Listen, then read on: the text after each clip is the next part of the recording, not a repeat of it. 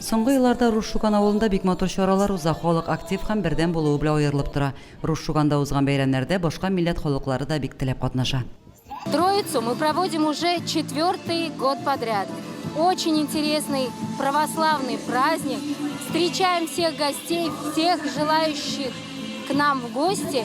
Желаю, чтобы и в дальнейшем всегда вот так весело, вместе, дружно жили и отмечали наши праздники. Быйыл инде бу Троица бәйрәме яңа чара уза.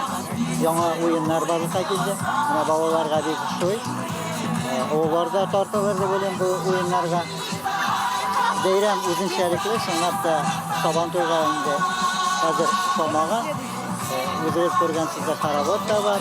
Үзегез күргәнсездер, кайынны да бизиләр. Матур инде. Троицаны кайын бәйрәме дип тә йөртәләр. Бәйрәмдә кайынны бизәү йоласы бар. Бәйрәмгә җыелучылар кайын ботакларына төсле тасмалар бәйли. Күңелле җырлар башкарып, кайын тирәли, әйлән-бәйлән уйныйлар. Троица бәйрәме бара инде бездә.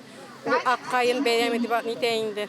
Ул аккайыннарга матур иттереп шул веревкаларны, шундый матурларны бәйләп куялар инде, конечно, шундый бәйрәм.